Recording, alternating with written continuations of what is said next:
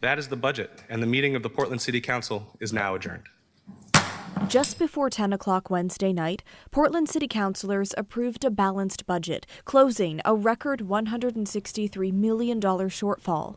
For me, it was, exhausting, I think a little frustrating at times. 3 days, some 30 hours of debate, and more than 40 amendments. Yeah, I think that we could have gotten through most of these amendments much faster if councilors would stop grandstanding so much. People were performing. They weren't being serious about what was at hand. People are losing their jobs. Despite the posturing, there were some wins. I was able to secure funding for the Data Privacy Office. An amendment for $532,000 to add to the Summer Works program. I'm happy that we were able to restore the fire station in St. John's. I feel really proud that I passed an amendment to protect our protect trees. We did a really good job at saving some of our employees by trimming the COLA and merit pay for the most well-paid employees in our city.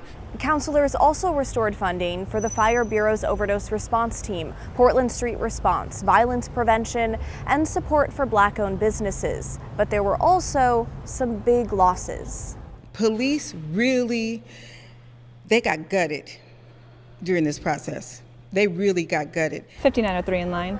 A group of unarmed public safety support specialists faces an 80% cut. North and East police precincts could close to public access. Yeah, I'm very afraid. I think that what we can expect is longer response times. I think we can expect a delay in service. 3 fire rescue units could be cut, about 100 city employees could lose their jobs, and 5 city-run homeless shelters are set to close.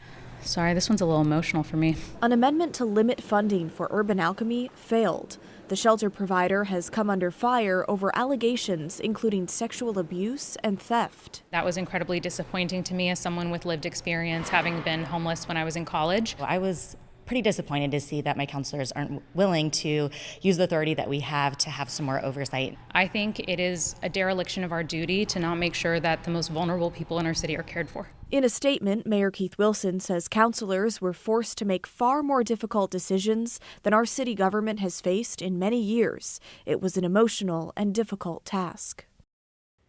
Okay, so the budget now goes through legal review. Council can make further changes ahead of the final vote in June.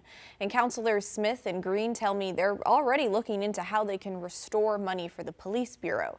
And if you're wondering what is behind the major deficit and all these cuts, well, that stems from years of lagging revenues and rising costs.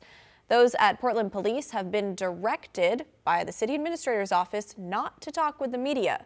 But they did send us this statement that says, in part, we acknowledge City Council's work to balance the budget. PPB remains committed to working collaboratively with city leadership, community members, and others through the ongoing process. Okay, but now we want to hear from you. What do you think about the wins and the losses for Portland? What are your thoughts on where the budget stands right now? Let us know. Email the story at kgw.com or call and leave us a voicemail, 503-226-5090.